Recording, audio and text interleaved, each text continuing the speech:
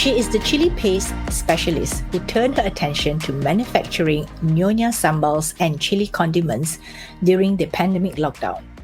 But her story and brand go deeper than that, and it is about keeping her family legacy and memories alive. Hello and welcome to Season 6 of the Womenpreneur Asia podcast. I'm your host, Krista Gun. My mission is to uncover the stories and strategies of Asian women entrepreneurs in Asia to help you as you navigate your own business journey. This episode is brought to you by Redbox Studio. If you want to be kept updated on new episodes, join my email list that you can find on womenpreneurasia.com. Today's episode is with a Malaysian entrepreneur, Eleen Chan. Eleen is the founder of a Malaysian brand of ready-to-eat Nyonya chili condiments and paste. She created her Manfuk brand during the pandemic lockdown as her B2B chili paste revenue at that time fell by more than 50%. But her story goes deeper than just creating a consumer brand for the mass market. In today's conversation, Eleen and I talk about some harrowing challenges of her life, from her growing up years in Penang to the early days of a chili paste business, and about the two people in her life that have always been her pillars of strength. Despite the challenges that life throws at her, Eleen's optimism is undimmed. And I really hope you will enjoy and appreciate today's conversation. Hi, Eleen.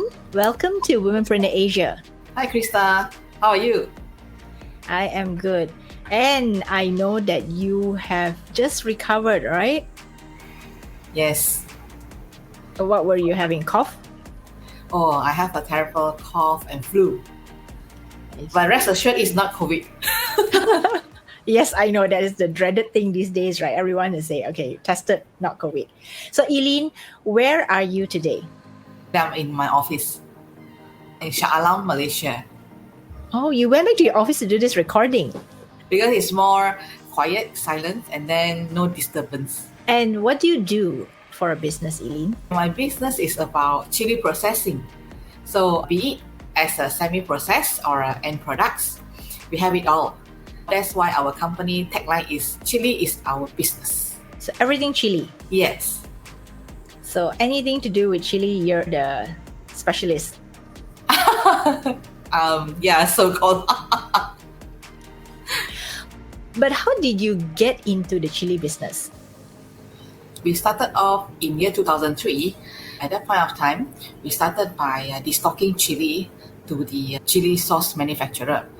So there were times whereby there was a lot of supply and then there's less demand. Because chili is a perishable product, so it has a certain shelf life. Therefore, sometimes it cannot last long and we have to throw it after a certain time. We sign contract with farmers to ensure the supply.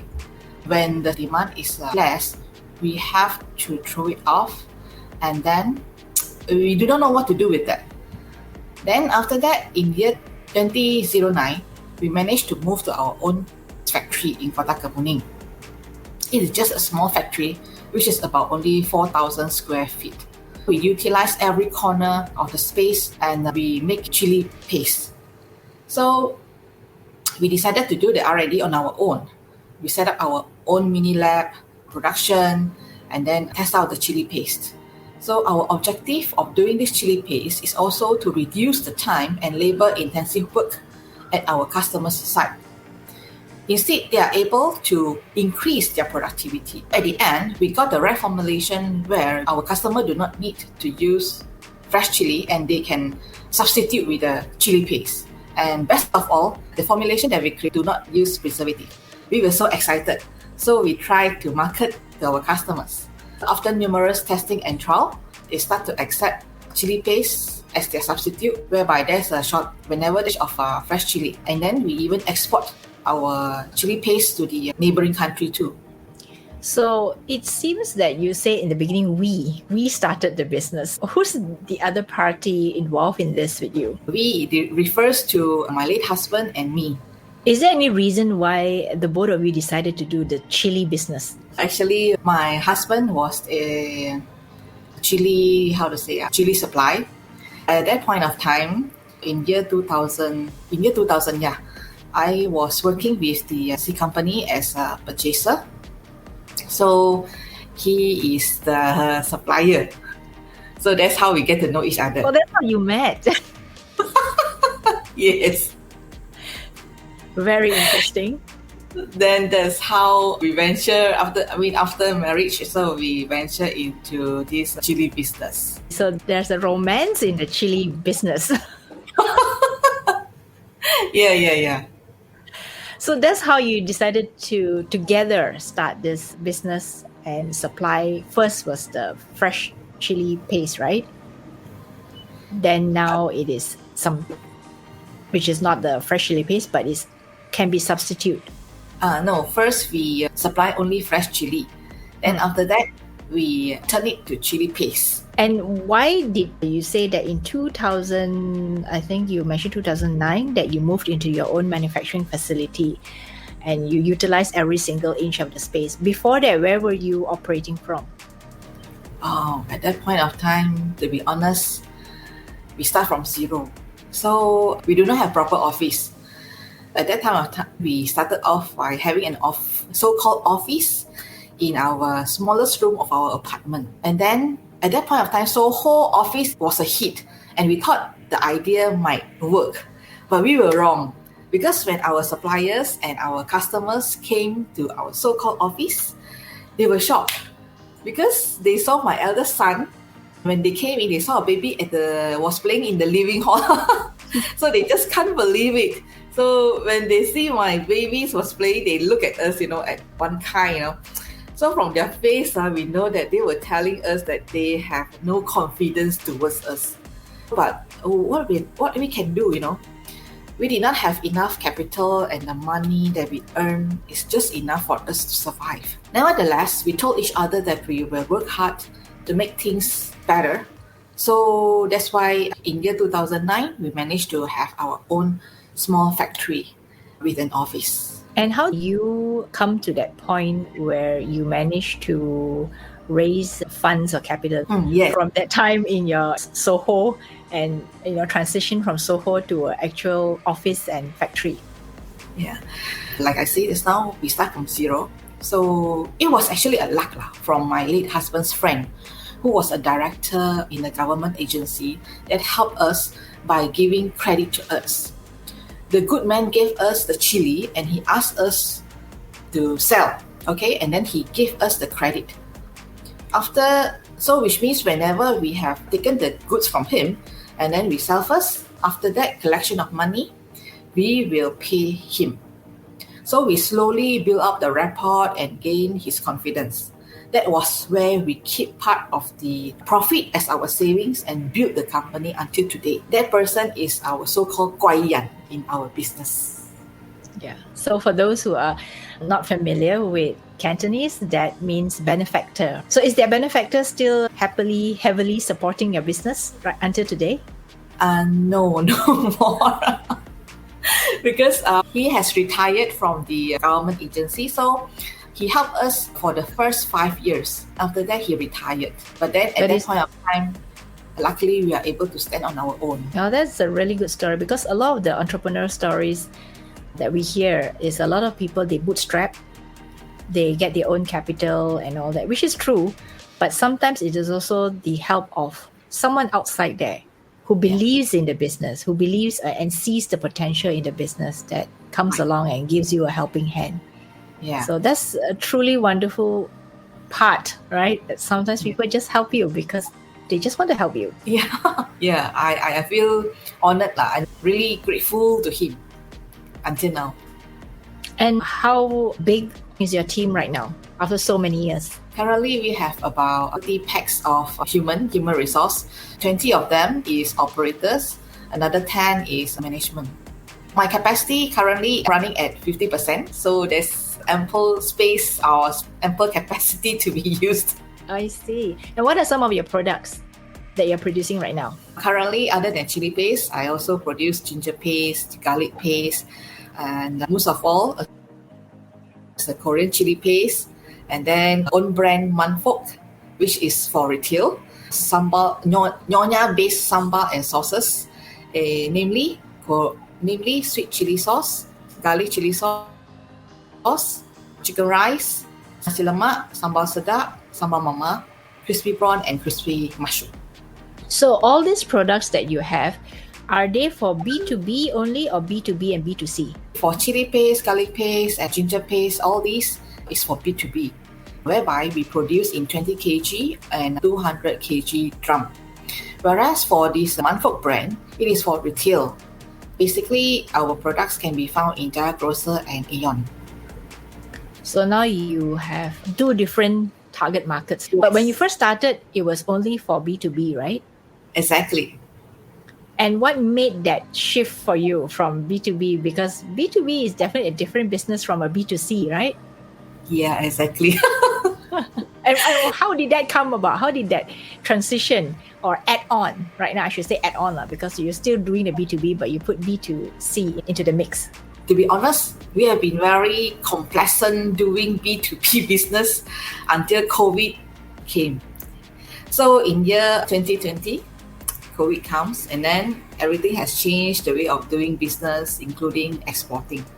So the exporting business was not very good because international borders were closed, and then limitation of workers in production line with social distancing, and then many factories and industry were affected, and then some have to close down, and economy was rather slow. So to my disappointment, Lifestyle Ventures sales dropped by 50%. And this has triggered me that I have to walk out of my comfort zone.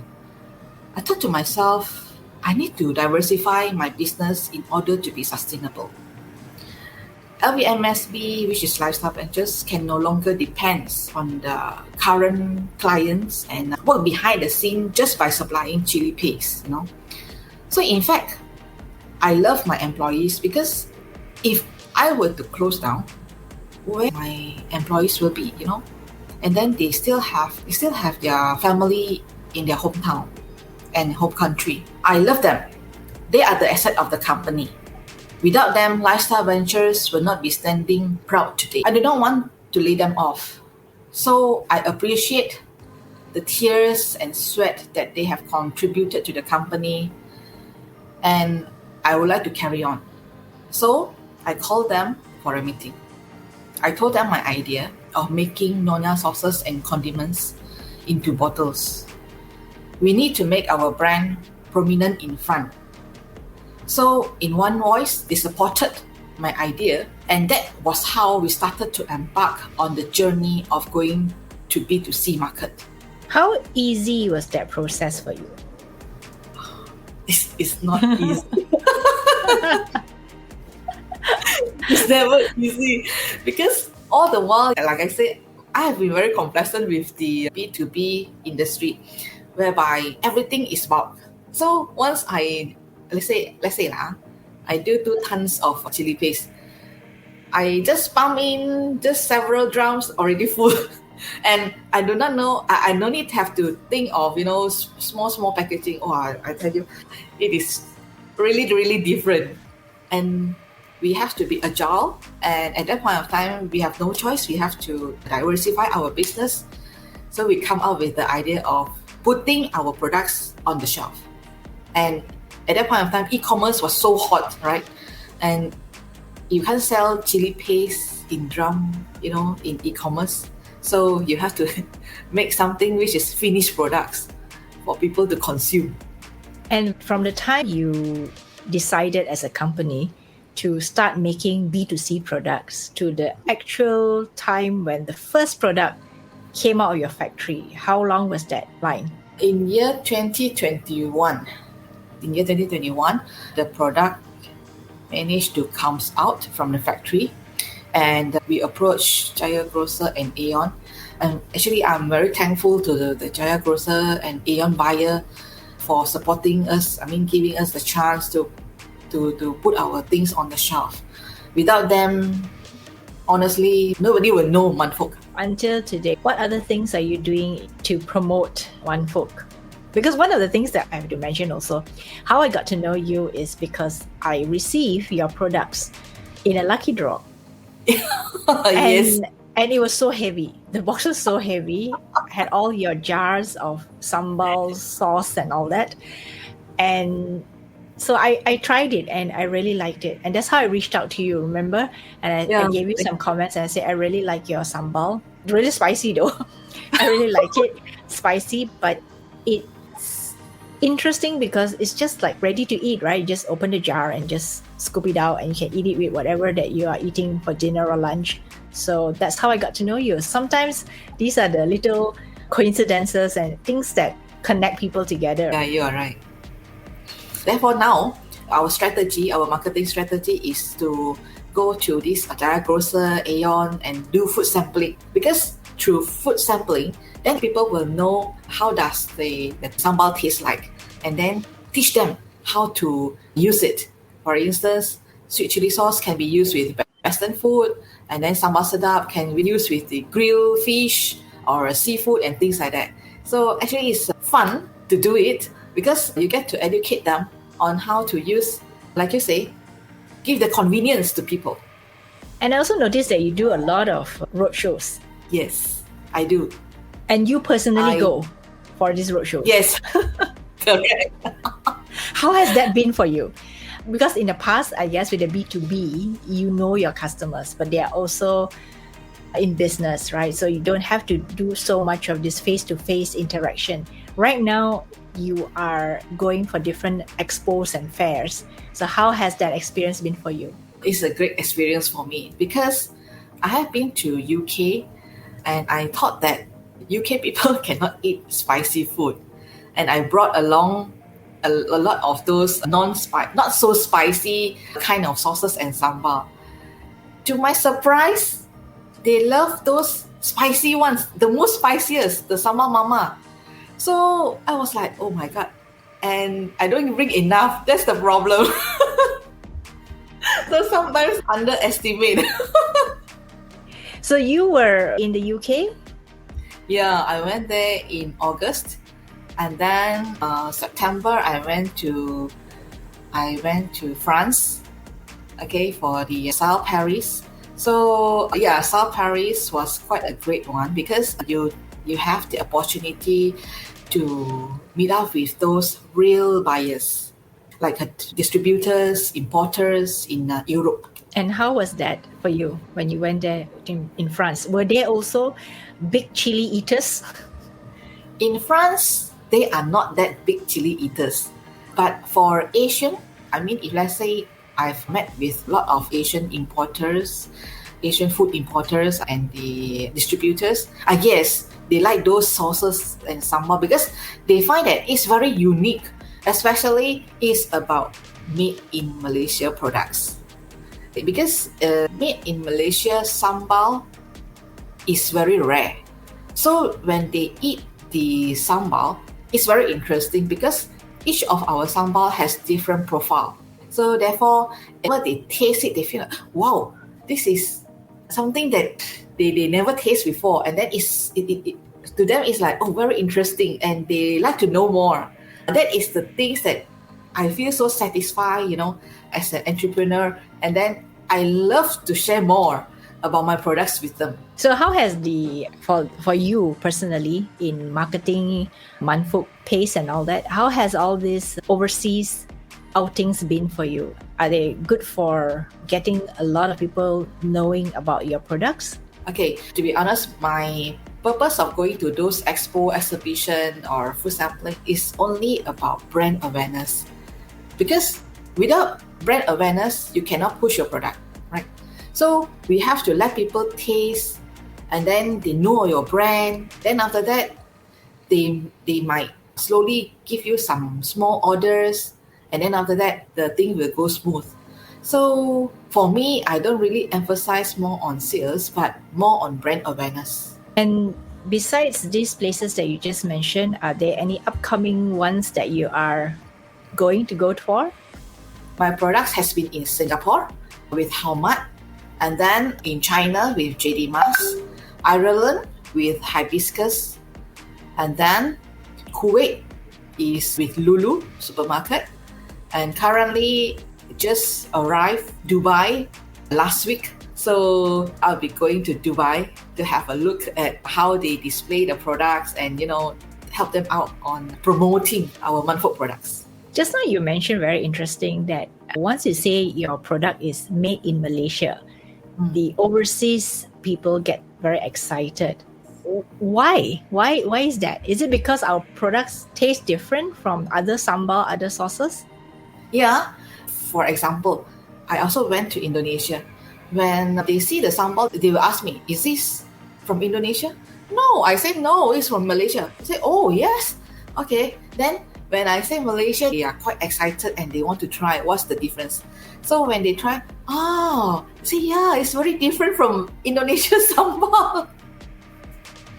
So that makes them like, okay, now I know. Okay, Malaysian sambal is really different from Indonesia. So some of them, they say, okay, Malaysian sambal is not very spicy though. So I say, to us it's quite spicy already. Maybe Indonesian spicy level is much more higher than Malaysian. I find that it's very interesting because sometimes when we say, I mean, of course, locally we see so many of our own products, right? Made in Malaysia, but we don't really appreciate it until our own product gets out there and people get excited. And I see this happening all the time also. Especially food product, I think they feel that the food product that's made in Malaysia probably also is of a higher quality. Would you agree? True. Yes, true. Whenever they taste our products, they say, like for example, Indonesia, you put a lot of chili inside. I say, yes, we do put real chilies.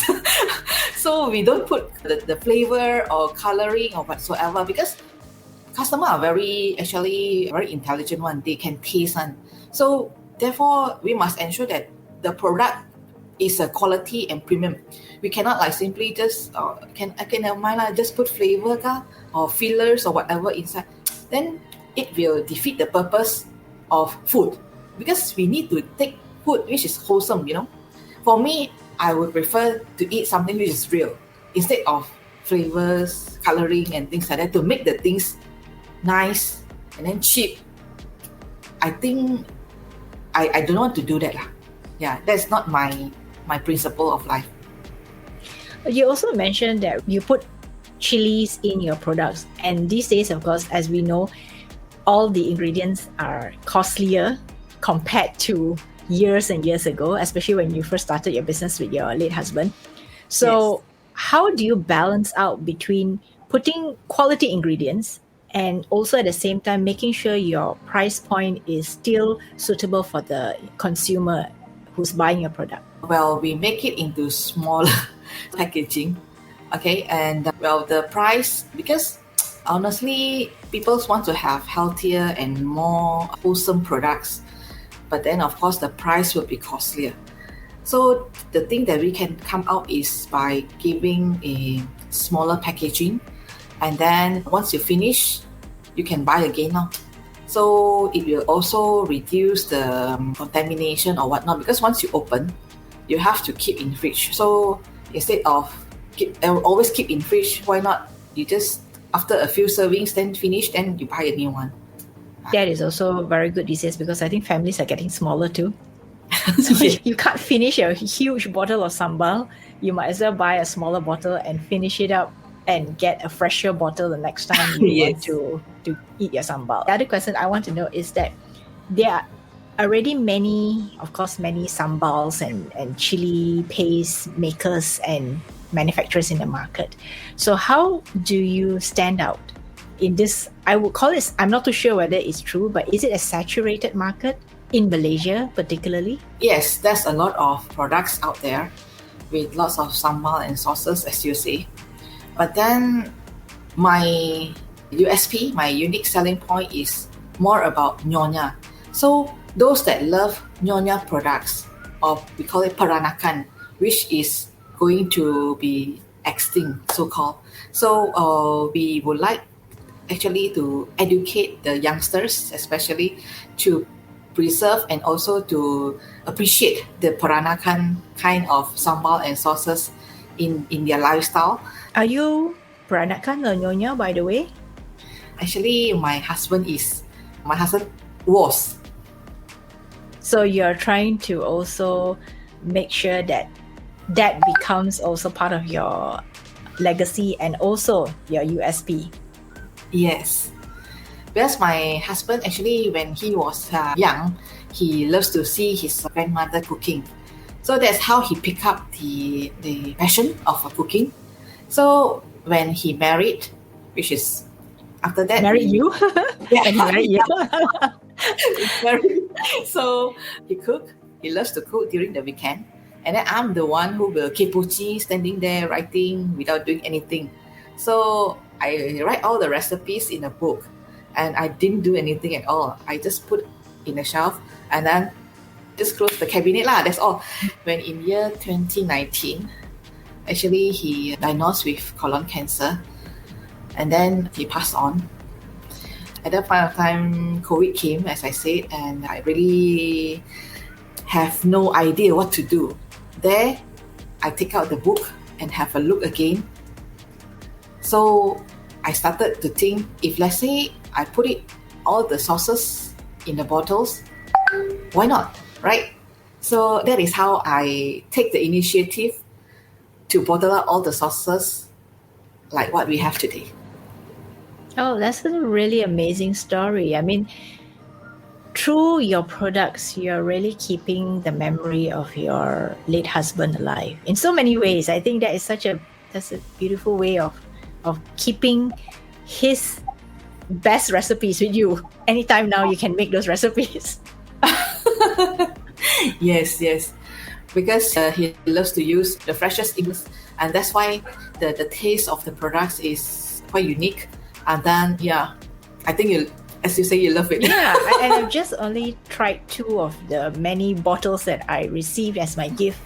But so you have to try this. Yes, I have to try the rest. I have to, but there's only so few opportunities to try so many things, right? So many bottles in that box that I got. So in your case, is the name Manfuk of any significance to you? Yes. So after I take out the recipes and then I bottle it up. That's why I put Pok as the brand, because his name is actually, in Hokkien we call it Ban Ho. Ban Ho in Cantonese is Manfuk. So that's how Manfuk came from. That is lovely. That is a really good story to tell. And I think you are you telling this story to the people who come and visit you and try out your food at the expos? Yeah, I make a YouTube, QR code there, and then I'll ask the people to scan the QR code so that I don't have to keep on repeating the same story over and over again. But this is a really good story, because I think sometimes when we're in business, we think that is really like just a story. But that story itself truly can touch the hearts of people, because you're not just creating a product because you had to create a product. You're creating a product because you want to remember your late husband is one, but also to capture all those wonderful Nyonya recipes that he used to cook, right? In the sauces and all the, and of course now it's easier. You just open the bottle and you can cook. Yeah. You don't have to go through all the difficult chopping and grinding and all that. So I think that's really a wonderful, that itself could be your USP itself. Yeah. So, and capture people's attention. Yeah. Actually, besides cooking, right, you can also, like for example, sambal nasi lemak, you can spread on biscuits and bread too. Have you tried that? No, I haven't. I haven't tried that. Okay, so I'm very typical. I'll take it out when I want to have my lunch or dinner, and then I'll say, okay, I want to have it as a condiment to whatever I'm eating. So that's my typical style. But now that you say I can spread it on bread and I will try that. So I guess that's how you let people sample your products when you go for the fairs. Yeah, because I think sometimes we owner go to the fair by ourselves. I think the feeling and the emotion when we tell people is different from my sales team. So for sales team, it's like they have seen the videos and things like that, and then they know what is the story about, but the feeling when they express it out is different. Yeah. And coming from you, I think it becomes a stronger message, because you come with a co-founder's perspective and how you started together with your husband, and a certain time in your life you were just doing B2B, but now you're transitioning into consumer products. And of course that was because of also COVID, right? Exactly. But still, that that part, I think it really makes a strong story. So I'm really glad you told that story. So right now, besides going for the fairs and all that, what are the other strategies that you have in place for marketing your products? The other strategy is because currently a lot of people say e-commerce, e-commerce. I also do e-commerce marketing in Shopee, but not that much because currently I think doing ads in Shopee is quite pricey, and sometimes, to be honest, does not have ROI. Actually, we still believe food tasting is the most important. And also your sponsorship of events. Sponsorship of events, that was so happened that I know the organizer, so therefore she asked me to be there. So actually I'm glad that I was there. Yeah, because I was at that event, and I think almost at the end I was about to leave where they started to do the table draws. Were you there physically? Because yes, I was. You were there, okay. So they started doing table draws, and then a lot of us wanted to leave already, but then they started giving out the table draw prizes. So that's why all of us had to carry back. I said, wow, this is very interesting. We had a very heavy box of prizes that we all each received. So we thought, okay, this is fun. Let me go and try out these products that we got. So that's how people meet. So I love all these stories of things that are sometimes random, but sometimes are not so random. Yeah.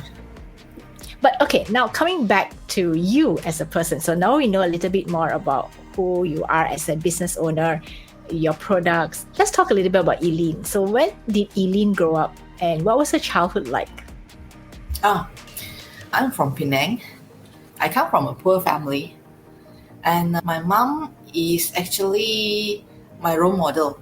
She was not really high educated. She studied until standard 6, and because her father passed away when she was quite young, so she has to help out her mother, which is my grandmother, by cleaning house every day. Every day she has to go to 10 houses by cycling, and then out my grandmother.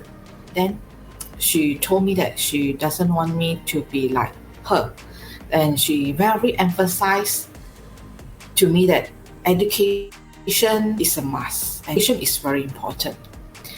So that's how she is the one who is the pillar of my strength, and she teach me how to do business. Because when we are growing up a bit, like for example when I was in teenage, and then she got a bit of money, and then she owned a small shop.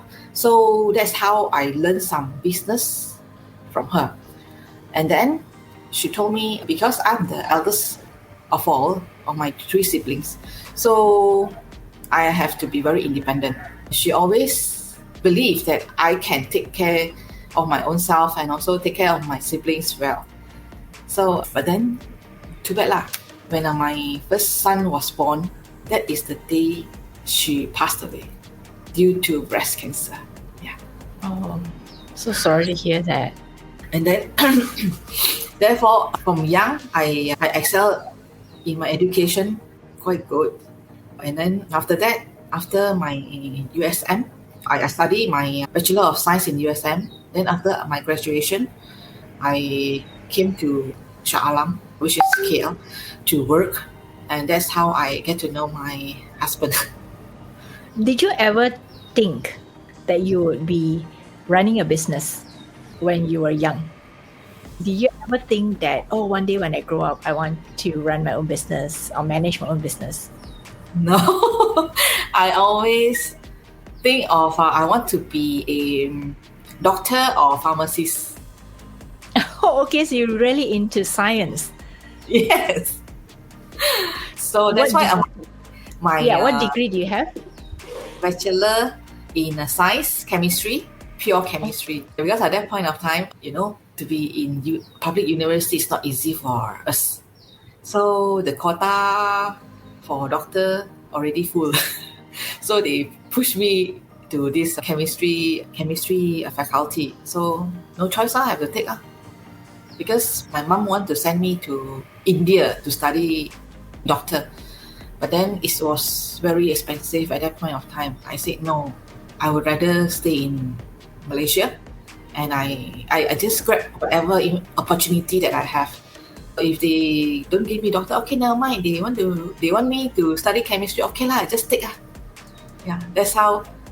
I mean, that was my life lah. But then after that, I further my studies in international business, taking MBA with UPM. So now, if you look back at your life and knowing what you know now, what would you tell a younger version of yourself? I think in life, we human are bound to face a lot of problems lah. So problem is also part and parcel of life. We must know how to think out of the box and then solve the problem. Don't let the problem disturb or give us stress. So it is like, problem is good because we will think of ways on how to solve it, right? So it's just like a jigsaw puzzle. It will become a great picture after you have completed the jigsaw puzzle, right? So, and most importantly, practice our own faith, bring ourselves closer to the God. And who has had a tremendous impact on you in your entire life? Tremendous impact on me is my mom. To be honest, I come from a broken family. My dad left us when I was 19 years old. So yeah, we start from scratch, and luckily when I was young, I started to give tuition, and I keep my savings. So when my dad left us, I managed to have my savings to buy a motorcycle for my own self. That's how I commute from my home to university. So I'm glad. Actually, this also teach me a lot, and it's an experience of life. Sorry. No, it's okay. I think sometimes when we go back into the memories, sometimes the memories get us quite emotional, and I can understand that. But I'm so glad you shared your story, because it also shows that you're a very resilient woman. You also have a lot of courage to do, like you said, solve the tough problems of life and move on from there, and not let that define you. Yes. So don't always, because of small little problems, and then we give up our life or do something which is silly. Life is just a journey. We have to gain experience from there, and then slowly it built ourselves to be more stronger and wiser. And what are you no longer afraid of now? Say again? What are you no longer afraid of now? I'm no longer afraid of any obstacles, honestly. So to me, whatever I think I want to do, I just do it. Yeah, because why? When you want to do something, you want to think so much. Because when you think more, it disturbs you or stops you from moving forward. So therefore, to me, okay, whatever I want to do, just do it. Do it, and then see what's the consequences, or what's that called, the results. Okay, then if the result is good lah. If the result is not so good, okay, so how are we going to tweak or solve the problem? That is the way I am now lah. Does this also mean that every time you come across a difficult situation or a problem in life, you would work towards trying your best to solve it? Yes. Honestly, every day we solve problems. We human beings are problem solver. If we cannot solve our own problem, then what else can we solve? There's nothing. What about craziest thing? What's the craziest thing you've ever done in your life? My craziest thing My craziest thing, I think, is drink until drunk and then puke on the On the roadside. On the road. yes. That's the worst thing that I ever done. So never drink if you can't. And what about any habits of yours? Are there any habits that are unusual or nobody knows about? I love to be alone. Oh, you love to be alone, okay. Yes, And what do you do when you're alone? It's my me time. And then honestly, I don't know whether will you believe me. I don't like to watch TV and Netflix or whatnot. I don't. I can tell you, 1 year I will watch TV only not more than 5 times. So most of the time I will use it to find customer, how to expand my business. And most of it is about business. But I How do you find that customer? I must ask you this question now. true, because to be honest, I love to do B2B until now. Even though I have established my B2C, I still love B2B. So find the overseas customers, approach them, have communicate with them, email them, things like that. That's how I do. So you like your quiet time, but your quiet time is spent looking for B2B customer. Yes. What a unusual way to spend your quiet time. Yeah, you think that, right? Yeah, that is me. So sometimes my children will ask, "Mommy, today is weekend, okay? You don't go and find customer anymore. Can't you please relax?" I say, "What else I can relax? I cannot relax lah. I cannot sit diam." So that's also your hobby, I guess. You can't Yes. call it quiet time. You probably can call it a hobby lah. Your hobby is to look for customers online. Your B2B customers. Yeah, exactly. And you're just talking about your children. How many do you have? I have 3. I have 2 boys, 1 girl. So the 2 boys, the eldest is 17, the second is 16, and my girl is 14. And are they involved in your business as well? Yes, Since the mommy is so excited about business. yes. During their school holiday, they have to come over here and help me out. So my eldest one, it will be taking care of the accounts. And then my second and the third will be taking care of the R&D. So they will create sources for me. Oh, how do they do that? Well, that's interesting. I never knew you can put teenagers in charge of creating sauces. Tell me a little bit about the process. This sounds very interesting. Okay, I started off with very simple way. I go to a restaurant. If I like this sauce, I will buy some from the restaurant and I say, okay, now kids, you try out these sauces. What is the ingredients? Okay, and then you think of how to do it. And yeah, they can match, but not 100%, at least 80%. So it Really, right? Yeah, so it means they're actually cooking, mixing, putting things together in your R&D lab. In my lab. Wow. So this means that you're actually grooming them to become next in line for your business. Yes, because my second son loves cooking. So he has the passion to cook. Therefore, I put him under R&D. But the sister like to attach with the second brother. So I put them together. Very, very smart. So in the next 1 or 2 years, what's the plan for Manfok as well as your B2B business? Okay, for Manfok, I'm going to expand more to Middle East country and also Africa. So whereas for the B2B, actually B2B customers usually is by word of mouth, which means we don't really spend in ads or whatnot. But whenever my customer tried it, they like it, and they will start promoting to their friend. So that's the beauty of it. And then it saves a lot of my time. And in 2 or 3 years, I am thinking of making our products more aggressive through e-commerce and food exhibition overseas or internationally.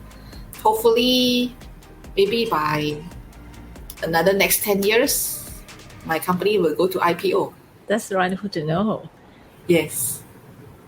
So first of all, we have to strengthen our finance and then that kind of human resource, which is very important because currently I am quite tight with my work, and then I have to segregate the work to to empower to the other staff so that I can concentrate more on my IPO. And what's the best part about the business and what's the worst part about the business? The best part of our business is when we have our sales getting more and more, and also our operators are able to go for company trip every year. That is what they like most.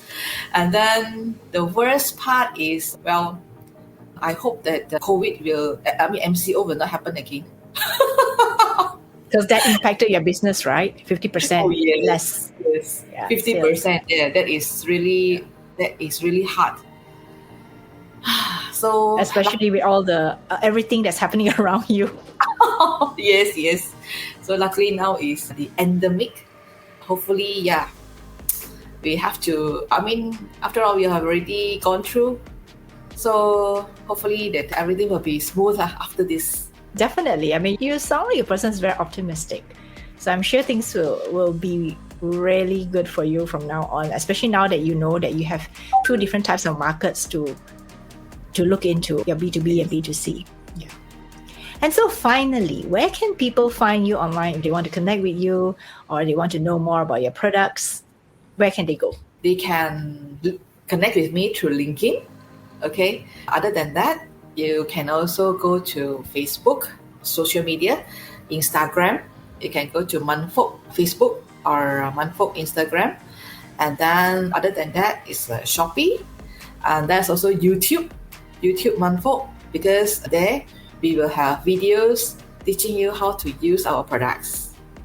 So thank you so much, Eleen. Thank you for having this conversation with me, because I think that it's important for people to know how the product came about, and also important to know the founder or the co-founder story, so that there is always this appreciation for the food that we eat, especially the food that comes from a certain manufacturer. So now I know when I eat your sambal, I would really appreciate it. Thank you. I will take it to heart. Okay, this is Nyonya recipe, written up and then only produced, and then now it's come to our table or available in the supermarket. So thank you so much. Anything that I didn't ask that you'd like to say or like to comment or give your thoughts about? I want to tell the entrepreneur is be consistent, be passionate with what you do, dream big, and remember, from the word impossible, there is the word I am possible. That is a wonderful way to cap the conversation. So thank you so much, Eleen, for spending time with us. And I really hope that whoever out there who's listening to this, who wants to be part of your business growth, wants to help you with your business, please reach out to Eleen and her team. And of course, check out her products in the supermarkets. Yes. Thank you so much. Thank you. What did I tell you about Eleen? She is undoubtedly one of the strongest women I've spoken to in all my episodes. How do you survive the death of a spouse and carry on with all your heart and soul? When we stopped recording, she even apologized for being overly emotional when she spoke about her late husband and late mother. It is evident that these two people mean so much to her that talking about them brings up a lot of memories that made her cry. I'm heartened by her courage and strength to continue driving her business forward despite losing her business partner and husband to cancer. I salute her for coming up with the Manfolk brand during a tough time in the business and keeping her employees' welfare in her decision making. Sometimes it is truly the tough times that bring out the best in people. Isn't Eleen's story amazing and inspiring? If you have enjoyed today's conversation, please subscribe to the podcast or share this episode with a friend. It's been a pleasure having you here with me today, and I will see you next Friday.